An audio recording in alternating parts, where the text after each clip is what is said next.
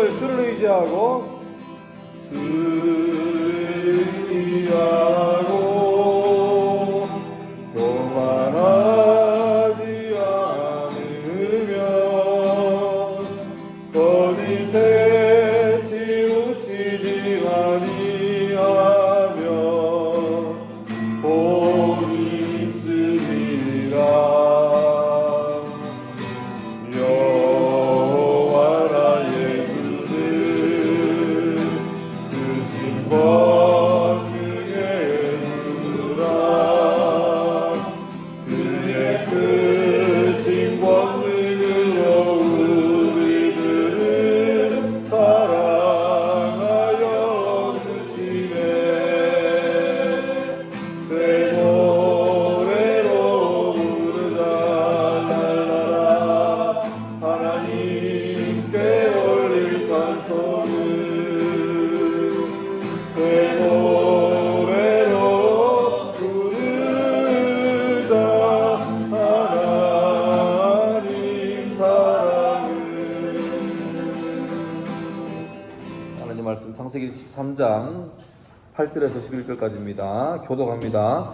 아브라함이 롯에게 이르되 우리는 한 친족이라 나나 너나 내 목자나 내 목자나 서로 다투게 하지 말자.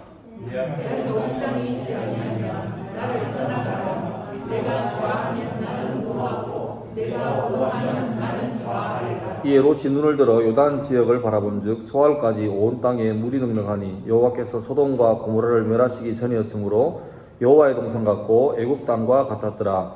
그러므로 롯이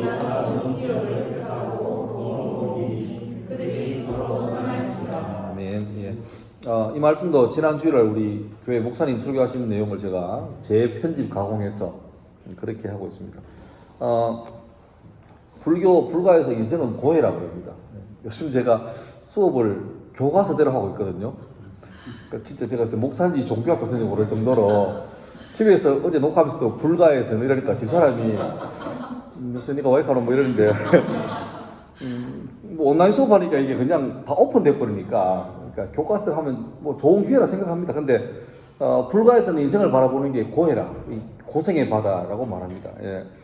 뭐 살아있다는 거는 갈등 있다는 거죠. 그리고 뭐 그런 말 하잖아요. 아무런 문제가 없는 곳을 찾아보려면 공동묘지로 가봐라. 그러니까 다시 말하면 살아있다는, 여기에 앉은 여러분도 다 말은 안 하지만 다 멀쩡히 보이지만 조금만 들어가 보면 뭐 가정 문제나 뭐 자식 문제나 건강 문제나 관계 문제나 안 걸린 게 하나도 없습니다. 저라고 없을 것 같습니까? 저도 말은 직업상 말은 못하지만 한꺼풀만 빗겨도 뭐 천지빛깔입니다. 예, 그렇죠. 예. 근데 이제 문제는 인생 가운데 갈등이나 고통이 없는 사람은 없는데 그건 당연한 사실인데, 그러면 갈등 상황이 올 때 어떻게 그 사람이 대처하는가, 그러니까 갈등을 맞이할 때 그 사람의 어떤 그 대처 방안이 뭔가, 이거 따라서 인생이 달라지는 거죠. 어차피 갈등이 없고 고난이 없는 사람은 없다고 정해져 있으니까 오늘 그것 좀 보려고 합니다. 잘 아시는 것처럼 믿음의 조상이라고 하는 아브라함이 대단하신 게 기독교, 유대교, 이슬람교, 전 세계 3대 메이저 종교의 공통조상입니다. 아브라함을 싫어하는 분은 아무도 없습니다. 뭐 참고로 말하면 이슬람교는, 우리가 개신교 전통에서는 하나님께서 독자를 바쳐할 때 이삭을 데리고 모리아산에 가잖아요. 근데 이슬람에서는 이삭이 아니라 이스마엘을 데리고 갔다고 믿어요. 이스마엘과 이삭이 갈라지는데 아브라함은 공통이니까. 그러니까 이슬람 사람도 아브라함은 정말 존경하고 좋아합니다. 그러니까 그래 갈라지는데, 하여튼 아브라함이 갈대아우르의 대도시에 지금 치면 주상복합 건물에 잘 살고 있는데 갑자기 하나님께서 너 가라.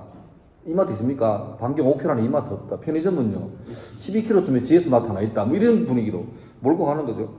그래서 이제 가는데 갈 때 조건이 너의 고향, 옛날 버전이 저는 본토 친척 아버지 집 실컷 내어놨더니만 성경 번역 바뀌는 바람에 얼마나 헷갈리는지. 하여튼 본토 친척 아버지 떠나서 가라 했는데, 목사님 제 마음속에 늘 하나 걸렸던 게, 본토 친척 아버지 집 떠날 때 본토로 고향을 떠났잖아요. 그 다음에 아버지 집을 떠납니다. 근데 친척을 떠나라는 말이 하나 걸리는 게 있습니다. 바로 오늘 본문에 나오는 롯입니다. 롯은 누구냐니까 아브라함이 삼형제입니다. 데라라는 아저씨 밑에 아브라함이 첫째고, 제일 막내가 누구냐니까 하란이라는 사람인데, 이 큰형님 아브라함은 장가를 가도 애를 못 놓고 있는 지경인데, 막내 하란은 결혼하고 얼마 있다가 애를 낳아요. 그러니까 아브라함 치면 조카죠. 그 사람이 롯인데, 하란이 아버지보다 먼저 죽습니다. 롯은 갑자기 이제 아버지가 돌아가시고 홀로 남은 덕이죠. 고대 사회에서 아버지가 없이 어릴 때 혼자 된다는 말은 거의 인생이 끝난다는 거거든요. 근데 참 때마침 큰아버지 아브라함이 자식이 없던 터라 이 핏덩이 롯을 그냥 거의 양자처럼 입양한 것 같아요. 그래서 저는 이게 롯을 왜 데리고 나왔을까? 자기 조카인데. 그런데 그걸 이해하면 이미 이제 아브라함한테 롯은 친척이 아니라 먼저 죽은 자기 막내 동생의 아들이니까 참 불쌍한, 눈에 이렇게 안쓰러운 자식이 자식. 그래서 뭐 자녀처럼 생각해서 데리고 나왔습니다. 근데 데리고 나왔다가 가나안까지 왔는데 애굽에 한번 방문한 적이 있다가 사고를 칩니다. 아브라함이 고향을 나올 때 나이가 75세고 부인이 65세입니다. 물론 둘 다 자녀가 없던 경우였습니다. 그러니까 흔히 그러잖아요. 여성분들 왜 결혼 안 하고 있으면 왜 되게 나이에 젊다 그러잖아요. 근데 저는 솔직히 잘 이해 못하는 게 75세, 80다 된 할아버지하고 70다 된 할매가 이집트를 갔는데 얼마나 이쁘냐니까 이집트의 왕이었던 파라오가 60 먹은 할머니 보고 너무 이쁘니까 탐을 내가지고 아브라함을 묻는다는 거예요. 야, 너 데리고 온 저 여자하고 어떤 관계냐 할 때 솔직히 제 와이프인데요. 그래 말하면 이 파라오가 욕심을 내가지고 이 여인을 찾아가기 위해서 자기가 죽일 거니까 이 못난 남편이 하는 말이 부인 보고 여보 내일 저 이집트 파라오 만날 텐데 네가 너무 이쁘니까 니를 찾아려고 날 죽이고 싶다. 그러니까 어지간하면 남편 가지 말고 오빠라 해라. 사촌 오빠라 해라. 실제로 아브라함과 사라의 관계는 친족이 맞습니다. 그런데 부부가 우선이지. 그러면 그 사라가 신랑 뺨때기를 때리면서 네가 신랑 이렇게 해야 되는데 살아보려고 둘 다 오케이랍니다. 그런데 아니라 다를까 파라오가 자기 나라로 이주해 오는 아브라함을 보니까 너무 여인이 이쁜 거서 누구냐 보니까 극본대로 사라가 저 사촌 오빠인데요. 그러니까 파라오가 그러면 니 뭐 결혼 안 했죠? 그럼 오늘 내 방에 오느라 이래 된 거예요. 그런데 그날 밤에 하나님께서 파라오를 조집니다. 사고 치기 전에. 그러니까 파라오는 억울하죠. 지금 아무것도 한 게 없어. 법적으로 하자가 없는데 네가 지금 죽을라 약을 먹구나. 왜 그러십니까 하니까 멀쩡한 남의 집 유부녀를 네가 지금 그러려고 하냐. 유부녀 알았는데요? 유부녀 맞다 확인해봐라. 이래가지고 날 밟자마자 파라오가 얼굴이 벌거해가지고 아브라함 가서 똑바로 말해라. 네 사촌이가 네 부인이가 하니까 아브라함이 눈치 까고 사실 부인 맞습니다. 그러면 파라오가 아브라함을 조져야 되는데 참 희한한 분이에요. 어젯밤에 내가 시급 먹었다. 하나님이 나타나가지고 이 여자 건드리면 네 죽는 줄 알아라. 곱게 보내되 그냥 보내지 말고 빈손으로 보내지 말고 왕의 보물 창고를 털어가지고 잔뜩 이렇게 해가 보내놔요. 여러분 이게 아브라함으로 봐서는 참 감사한 일인데 파라오로 봐서는 미칠 짓 아닙니까? 뭐 어떤 분은 그런 말합니까? 하나님께서 성도를 이만큼 사랑하신다 하는데 난 좀 약간 마음에 걸려요. 하여튼 그러기 위해서 다시 가나안 땅으로 돌아왔는데 그러니까 내려갈 때 비해서 올라올 때 거부가 되어서 와요. 거부가. 근데 그 당시에는 보물이라는 게 부동산 등기등본도 아니고 무슨 수표도 아니고 대부분 다 뭡니까? 실물입니다. 그러니까 주로 이제 소나 양이나 낙타 이런 걸 주는 거예요. 그러니까 아브라함 내려갈 때는 단촐하게 19대로 내려가는데 사고치고 올라올 때는 엄청난 거부가 돼서 올라오는데 올라와 보니까 그전에는 가난할 때는 괜찮았는데 부자가 되고 보니까 목 축업하니까 초지가 부족한 거예요. 초지는 제한됩니다. 그래서 아브라함과 조카로 집에 있으면 목자들이 가서 낮에 양 풀을 먹이는데 풀이 없으니까 늘 싸우는 거예요. 그러니까 이게 이제 마치 애 싸움이 어른 싸움 되는 것처럼 나중에 이제 아브라함하고 조카도 롯도 불편해져가지고 오늘 본문에 이제 일이 벌어집니다. 아브라함이 조카를 불러가지고 우리가 재산이 많아져가지고 잘 사는 건 감사한데 늘 풀 때문에 이렇게 서로 싸우니까 덕이 안 된다. 그러니까 함께 못 살겠으니까 이제 네가 선택해라. 네가 동으로 가면 내가 서로 가고 네가 좌하면 내가 우할게. 요 부분에서 걸리는 거예요. 그러면 롯 입장에는 아브라함이 자기 큰아버지지만 생명이 어린아입니까? 호롤단신 이 버림받은 아이를 거둬준 큰아버지인데 그러면 염치가 있으면 아이고 큰아버지 무슨 말을 그래 하십니까? 큰아버지 뭐 선택하시면 남은 거 제가 할게요. 이래야 되는데, 보니까 너무 극단적이에요. 동쪽을 보니까 이 소돔 지역인데 너무너무 좋아가지고, 성경 보면 여호와의 동산 같다. 에덴 동산 극찬입니다. 최고 좋다는 거예요. 롯 입장에서는 예의 바르게 겸손하게 하다가는 눈앞에 보이는 어마어마한 돈이 날아가는 거죠. 그러니까 이런 분위기입니다. 한 번만 싸가지 없는 놈이라 욕 들어 먹으면 대를 이어서 먹고 살 재산을 잡으면 되는 겁니다. 이거 우리 문제죠. 우리한테 그런 게 있잖아요. 조금만 신앙적 양심만 조금 눈 감으면 저 감으면 대박 나가지고 그럼 그때 흔히 합리화합니다. 그러면 이걸로 돈 많이 벌어가지고 헌금도 하고 그 하나님이 걸베이도 하는데 그건 이제 착각하는 거죠. 지욕심이죠. 그러니까 롯은 그 선택을 합니다. 눈치 감고 그러면 제가 한번 선택하면 돼요? 합니다. 참 싸가지 없다 이러는데, 근데 지난주 우리 목사님 설교하다 제가 많이 이제 놀랐습니다. 뭐냐니까 다르게 보시는 거예요. 아브라함에게 있어 롯은 조카이지만 동시에 자녀 같은, 그러니까 집에서 엄마하고 자식 간에 싸움이 난 거예요. 갈등이 생긴 거예요. 근데 지금 오늘 아브라함의 처방 뭡니까? 이게 갈등이 해결이 쉽지 않으니까 어떡하죠? 막 됐다. 가면 니하고 내가 여기까지 하자. 갈라서자. 근데 집 하나 얻어줄게. 가가 살아라. 이겁니다. 그러니까 이게 보통 우리가 많이 하는 선택이에요. 껄끄럽거나 문제 생기면 제일 속편한 게 뭐냐니까 안 보면 돼. 자식이고 부모고 친구, 동료. 안 그렇습니까? 우리 학교도 근무하다가 좀 껄끄러우면 안 보면 돼요. 또 혹시 뭐 내년에 발령난 딸 학교 가버렸다. 잘 때 속편하죠. 한 번씩 재단에 뭐 모임할 때마다 보면 멀리서 봐도 뭐 모르채 하고 지나가면 되고 속편합니다. 그런데 아브라함이 부모 입장에서 자식 같은 롯하고 갈등이 생겼을 때 갈라서자 이 선택이 과연 옳은가? 제3의 선택은 없었던가? 근데 재밌는 게 롯이 동쪽 소돔 땅에 갔으면 아브라함은 남아가 서쪽에 가가지고 아주 그 척박한 땅에서 고생해서 살았다면 롯이 나쁘면 되는데, 그 뒤에 보면 아브라함이 거기 안 살고 남쪽으로 쭉 내려와요. 내려와서 헤브론이라는 지역에 삽니다. 헤브론이 굉장히 넓은 지역. 그러니까 아쉽죠. 차라리 이 갈등 생겼을 때 아브라함이 부모 입장에서 자녀하고 문제가 생겼는데, 성질 같으면 싸가지 없는 저놈 새끼 막 호적을 파내가지고 딴 데 보내면 속편하겠는데 못 그러잖아요. 그러면 내 감정들 하지 말고 뭔가 플랜 B가 없을까라고 생각해 봤다면, 당장 눈에 보이는 소돔 땅하고 이쪽 동서쪽이 아니라 잠깐만 우리 좀 힘들지만 한 달 정도 시간을 두고 한번 살펴보자 해서 쭉 알아봤다면, 보니까 저기 한 산을 걸어가면 좋은 땅이 있다. 거기 가면 충분히 다 먹을 수 있는 공간이 있다. 이러면 제일 좋았는데, 아브라함은 안타깝게도 그냥 약간 좀 감정적으로 반응해서 갈라서자라고 반응하고 말았습니다.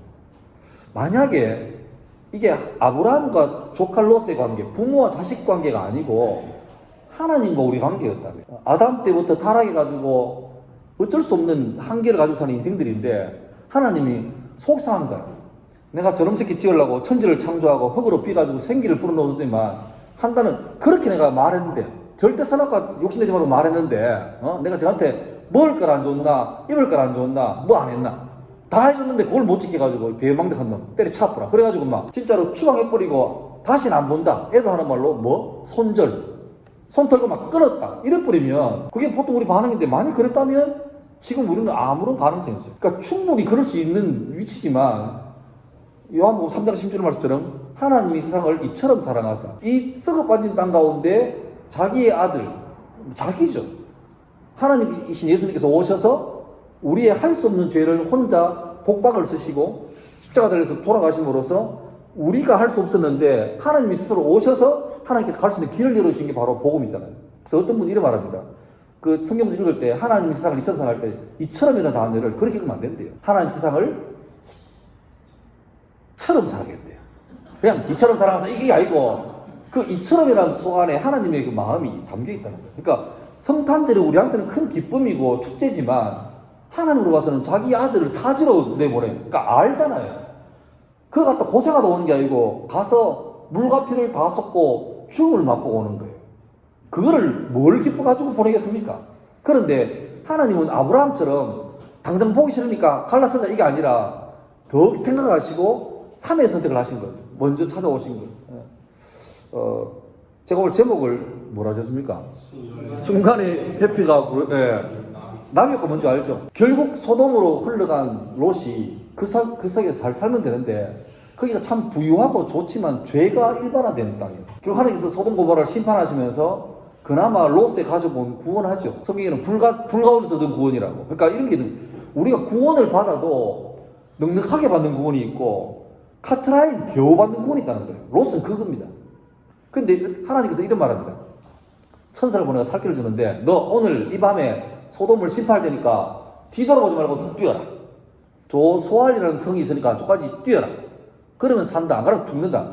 근데 그때 롯이 부인이 있었고 두 딸이 있었고 두 딸이 예비 사이가 둘이 있었는데 장인이 그 일급 기밀을 듣고 살려내려고 부릅니다. 여러분 사위가 장인한테 얼마나 어렵습니까? 근데 장인들이 사위 불러놓고 이게 리얼이다. 오늘 밤에 일 나니까 나랑 같이 피하자. 그러면 산단다. 그러니까 예비 사위가 장인하는 말을 농담처럼 얘기했대요. 그러니까 얼마나 그 당시에 그 도시가 권위가 무너지시는지 알죠? 장인이 진지하게 리얼이다. 이런 말하면 들어야 되는데 농담, 뭐 저런 농담을. 그럼 장인이 좀 정색하고 이 사람아, 자네는 지금 내 딸하고 결혼할 사람이니까 내가 남이 아니라서 진실을 말하는 거다. 가자. 그래도 아이고 장인 뭐 나술 드셨나 봐요. 그냥 농담처럼이고 결국 부인하고 자기하고 두 딸이 도망갑니다. 근데 하나님 경고상 절대로 미련 두지 마라. 소돔에 돈 벌러 왔잖아요. 돈 많이 벌었을 거예요. 근데 하나도 못 들고 요즘 같으면 금덩어리 같으면 들고 갈 긴데 양손이니까 어떻게 들고 갑니까 그걸. 몇 명 뛰는 거죠. 근데 뛰어갈 때 그 사모님이 뛰다가 까문 거예요. 아이고 어제 사람 저 구찌 빼가 태고도 안 뛰는데 뛰다가 돌아오고 끝나버렸죠. 결국 살아남은 거는 롯과 두 딸입니다. 근데 기가 막힌 게 보세요. 그 다음입니다. 겨우 살아났는데 엄마도 죽고 자기 신랑들 다 죽었는데 두 딸과 살았는데 아버지가 너무 피곤하고 나이도 많아가지고 뻗었죠. 근데 두 딸이 자매끼리 회의합니다. 큰일 났다. 우리 민족이 다 죽었다. 니나 내나 결혼도 못하고 지금 다 죽었다. 왜 하겠노? 민족을 이어가야 될까 아이가? 그럼 어떡합니까? 모면 친척 찾아갈 노릇 안 하고 이 둘이가 작정합니다. 그럼 언니가 동생 보고 그러면 이러자. 내일 밤에 아빠한테 술을 먹이자. 그러면 그 저녁에 파티하는 거예요. 저거는 물타가 묻고 아버지 계속 술을 원샷 해가지고 먹고 아버지가 뻗습니다. 그런 다음에 참 성경에 참기는 목사님 말고 그날 밤에 언니가 자손을 이을 역사의 사명을 띠고 아버지하고 잡니다. 근데 롯은 술이 얼마나 과음했던지 몰라요. 그 다음날 동생이 이제 언니 오늘은 매대 이거고 이틀 하루 상간에 자매 둘이가 아버지 술 먹여놓고 희한한 일이. 그게 또 신기한 게 두 딸이 임신해가 애를 낳아요. 그리고 그 애들이 각각 나중에 한 민족을 이룹니다. 그 민족이 모압과 암몬입니다. 근데 성경 역사를 보면 모압과 암몬은 어떻게 보면 아브라함의 이스라엘 민족하고 사촌지가 아닙니까? 근데 역사에 대대적으로 모압과 암몬은 원수가 됩니다. 심지어 성경에는 얘들이 가시래요. 가시. 참 아쉽죠. 아브라함이 저 밑에 종들끼리 싸울 때 어른처럼 돼가지고 기다려봐라. 우리 한번 같이 살 방도를 찾아보자. 이래가지고 좀 찾아가서 헤브론에서 살았다면 괜찮았을 건데 그때 그냥 남들 하는 것처럼 막 갈라서자. 왜 하겠노? 서로 얼굴 보고 싸우니 이게 안 되겠다. 이래가지고 그때는 속편했죠. 근데 그 결과가 역사에 수백 년 동안 이스라엘 민족 가운데 끊임없이 괴롭히는 그런 선택이 왔습니다. 이게 중요한 건 이제 성경 말씀도 중요하지만 이제 우리 삶 중에 예수 믿는 사람은 그냥 일요일날 성경 끼고 교회 가는 사람이 아닙니다. 그건 교회 다니는 사람입니다. 누가 그러대요? 체어워머. 의자를 따뜻하게 하는 사람이래요. 교회 앉아있고 오는 사람은. 근데 예수 믿는 사람은 크리스찬이란 말은 예수를 따르는 사람, 그리스도를 따르는 사람. 예수님처럼 판단하고 예수님처럼 생각하고. 그러니까 솔직히 말하면 예수 믿는 사람은 어디 가서 호구되기 참 좋습니다. 하나님께서 자꾸 양심을 말리시니까 자꾸 뭔가 남들은 그걸 왜 하노? 이렇게 하는데 그걸 법적으로 의미가 없지만 하기 싫어도 해야 될 때가 있어요. 근데 참 신기한 게 그렇게 하고 나면 금전적으로 손해죠. 근데 참 평안이 있습니다. 그러니까 이걸 요 사이에서 갈등하다가 대부분 사람들은 넘어지고 맙니다. 당장 손해보는 게 쉽지 않으니까. 나비 효과는 긍정일 수도 있고 부정일 수 있습니다.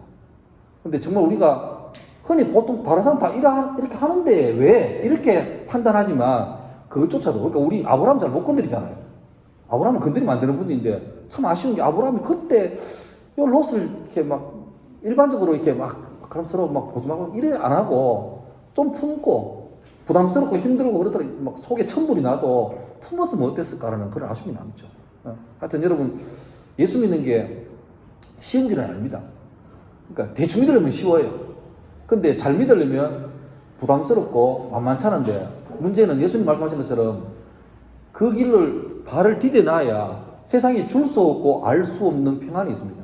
이게 예수 믿는 첫 과정 같아요. 그러니까 약간 예수 믿는 것도 중독입니다. 중독입니다. 맛을 보면 이게 못 떠나는 거죠. 못 떠나는 거죠. 그래서 아무쪼록 학교 생활 하면서 이 일반 직장 생활 하면서도 쉽지 않지만 우리 삶 가운데도 어찌하면 내가 내 삶 가운데 예수님을 드러낼까를 고민을 많이 하시고 그렇게 살 수 있는 여러분 될 수 있기를 주님으로 축원합니다.